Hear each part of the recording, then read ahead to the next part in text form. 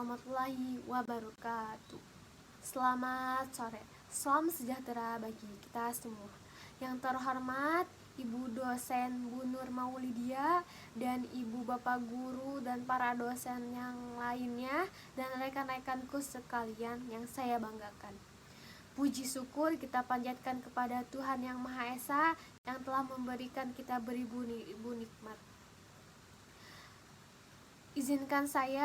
Izinkan saya memperkenalkan diri. Nama saya Azisa Baratul Azkia sebagai moderator dari kelompok 3. Presentasikan ini akan memaparkan hasil diskusi dari kelompok 3 yang berjudul pemijahan pembuahan ikan gurame. Materi ini akan disampaikan oleh rekan-rekanku sekalian. Waktu dan tempat kami persilahkan. Mohon izin memperkenalkan diri, nama saya Widi Ardiansyah, Prodi BDI semester 2, NIT 24304047. Pada pemecahan buatan ikan gurame, yang perlu pertama kita ketahui adalah klasifikasi dan morfologi. Menurut SNI 01648512.000, ikan gurame berasal dari genus Ospronemus dengan nama latin Ospronemus gurame. Langkah pertama yang harus kita lakukan adalah pemeliharaan induk. Dalam teknik pemeliharaan induk, ada beberapa hal yang harus kita lakukan, yaitu persiapan wadah, persiapan induk, pengelolaan kualitas air, dan juga pemberian pakan. Berdasarkan hasil penelitian Suharyanto dan Febrianti tahun 2015, menunjukkan bahwa pemberian pakan yang baik untuk indukan ikan gurame adalah 2 kali dalam 1 hari. Dosis pemberian pakan yaitu 1-3% dari bobot biomasa ikan dengan pemberian pakan 2 kali sehari berdasarkan SNI tahun 2006. Selain dengan pemberian pakan buatan yaitu 2 kali dalam 1 hari, kita juga bisa memberikan pakan hijauan atau pakan alami sebanyak 1-2% dari biomasa ikan gurame dengan frekuensi 1 kali per hari. 2. Seleksi induk. Ciri-ciri induk jantan yang baik ikan gurame dan betina. Ciri-ciri jantan yaitu memiliki tonjolan jelas di dahi, sirip ekor rata, bibir tebal, gerakan lincah, bentuk tubuh atau perut langsing. Jika ditekan di tempat datar, ekor akan naik. Kalau ciri-ciri betina, tidak memiliki tonjolan jelas di dahi, sirip ekor membulat, bibir tipis, gerakan lambat, bentuk tubuh atau perut gendut, ekor hanya bergerak-gerak. Baik, yang selanjutnya di sini saya akan menjelaskan tentang ciri induk gurame matanggonat. Di sini ada ciri-ciri induk gurame matanggonat betina atau jantan. Di sini ada perbedaan betina sama jantan. Yang pertama, betina sama jantan itu beda.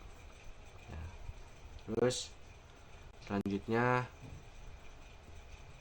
ciri induk gurame jantan dan betina matanggonat. Di sini ada ciri-ciri gurame jantan dan betina matanggonat. Yang pertama dari umur, yang kedua bobot, yang ketiga panjang, dan yang keempat ciri sekunder. Untuk perbedaan jantan dan betina adalah yang jantan umur 24-30 bulan, bobot 1,5 sampai 20 kg per ekor, panjang 30 sampai 30 cm. Dan untuk ciri sekunder, dagu lebih tebal, dahi lebih tonjol, urogenital berbentuk meruncung, warna lubang urogenital memerah, dan jika diurut keluar sperma, perut tampak lebih ramping, sirip dada warna putih. Dan ciri-ciri untuk betina di sini dari umur 30 sampai 36 bulan, bobot 2 sampai 20,5 kg per ekor, panjang sampai 30 sampai 35 cm.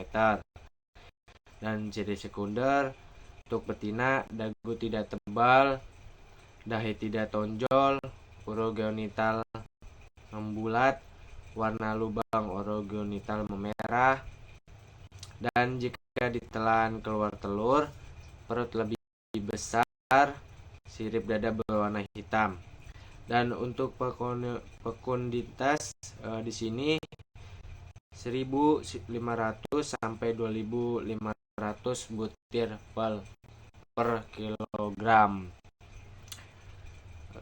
Di sini sumber SNI 0164851200 tentang induk ikan gurame. Baik, selanjutnya akan dilanjutkan oleh saya. Kembangan gonad ikan betina jantan. Yang pertama, ovarium terlihat seperti benang yang memanjang sepanjang tulang punggung.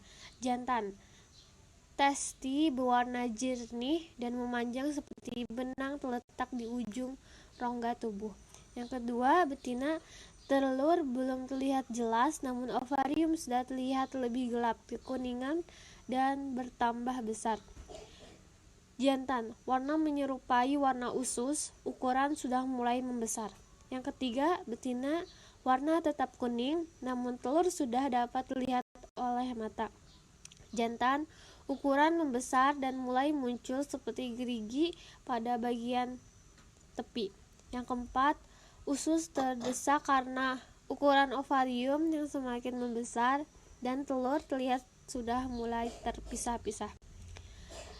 Jantan nampak seperti pada tingkat 3 namun lebih panjang dari sebelumnya. Yang kelima, ovarium berkerut, dindingnya tebal, dan butir telur yang tersisa berada dekat dengan tempat pelampasan. Jantan, testi bagian pangkal mulai menggempis dan bagian dekat pelampasan masih terisi. Yang ketiga yaitu baik pengambilan sampel telur. Pengambilan sampel telur dilakukan sebelum menyuntikan. Pertama diberikan dengan teknik kanulasi, yaitu ikan dibius dengan merendamnya ke dalam air yang mengandung minyak cengkeh sebanyak 0,5 ml air. Telur yang diperoleh diukur dan diamati menggunakan mikroskop. Untuk apa? Untuk melihat letak intinya, yaitu telur yang telah matang ditandai dengan letak inti yang telah bergeser ke arah tepi. Proses penyadaran terhadap ikan dilakukan segera setelah pengambilan telur. Penyadaran dilakukan dengan memasukkan selang ke mulut ikan dan mengalirkan air ke dalamnya, disertai pemijatan pada bagian operkulum. Hal ini dapat mempercepat penyucian insang sehingga ikan dapat segera pulih dari pingsannya.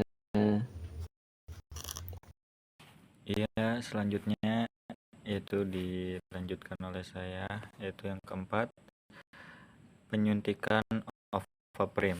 Penentuan dosis ini berdasarkan pada penelitian pendahuluan yang menunjukkan bahwa perkembangan telur gurame secara signifikan mulai terjadi pada dosis penyuntikan Ovaprim 0,6 mili per kilo. Sedangkan penyuntikan Ovaprim pada induk jantan dilakukan dengan dosis 0,3 mili per kilogram untuk meningkatkan produksi sperma masing-masing yang dihasilkan. Masing-masing perlakuan terdiri dari 3 ulangan. Wadah yang digunakan selama proses penyuntikan berupa bak F berukuran 1,5 meter untuk penempatan induk.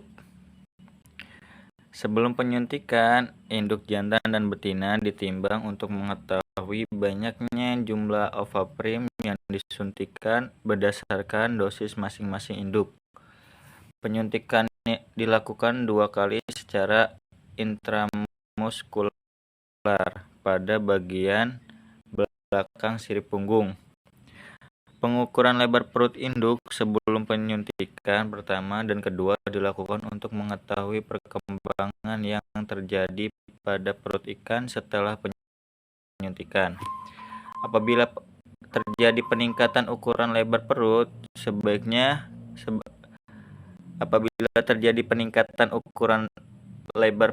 sebagai indikator respon positif oleh ikan terhadap penyuntikan, maka dilakukan penyuntikan kedua.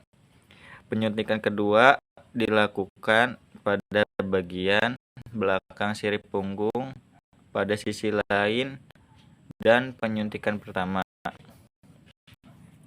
Jumlah ovaprim yang disuntikan pada penyuntikan pertama sebanyak 1/3 dari dosis total yang akan diberikan.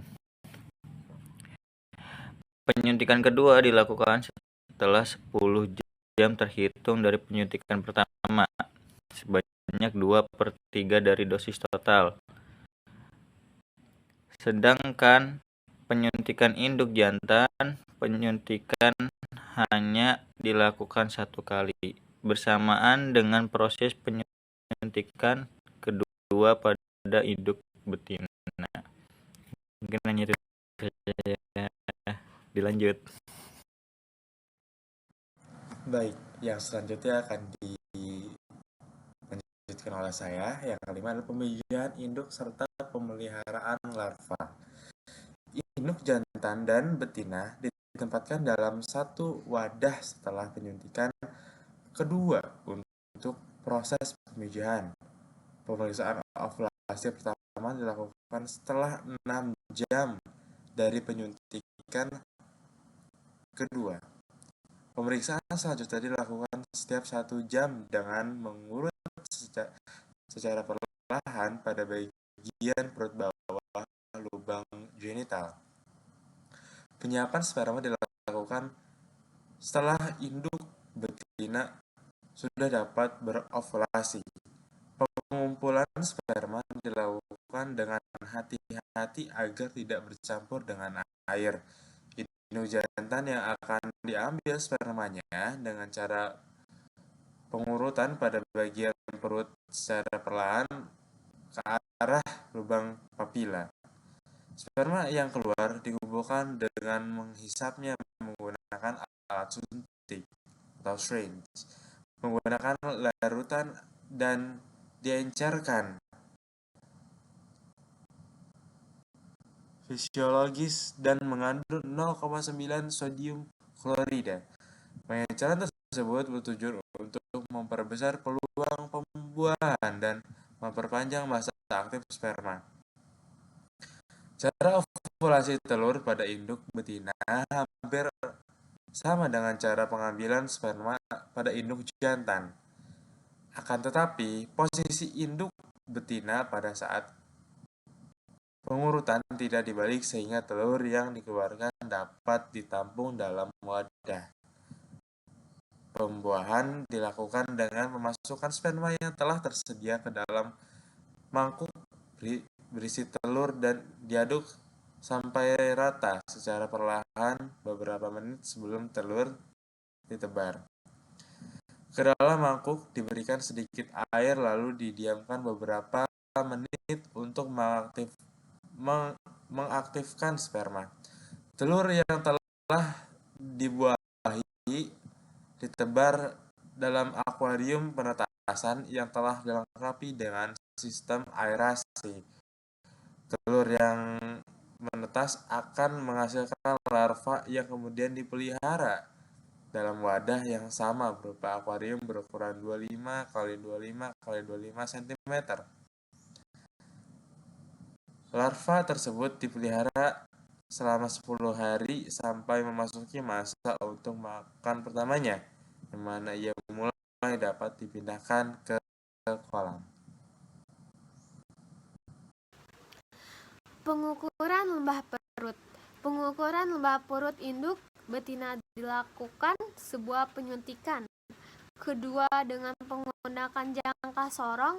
Hal tersebut dilakukan untuk mengetahui adanya respon ikan terhadap penyuntikan sehingga menjadi perkembangan telur. Selisih kedua hasil penggunaan merupakan pertambahan dari lembah perut ikan. Dengan demikian, dapat dilihat pengaruh ovarium yang disuntik terhadap induk yang akan menentukan perbuah atau tindakan penyuntikan kedua.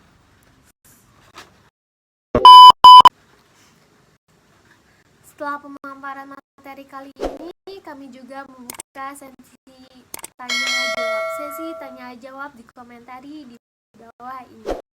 Dan kami akan merespon komentar-komentar dari ibu bapak dosen dan rekan-rekanku sekalian.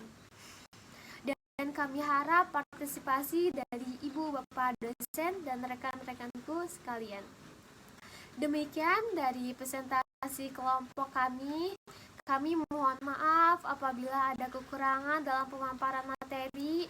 Semoga ilmu yang kami sampaikan dan kami pelajari dari pemaparan materi ini semoga menambah wawasan bagi kita semua. Izinkan saya menutup presentasi ini dalam sebuah pantun. Jalan-jalan ke Kota Malang, jangan lupa membeli bunga. Terima kasih perhatian Anda. Semoga ilmu kita semakin berguna. Wassalamualaikum warahmatullahi wabarakatuh.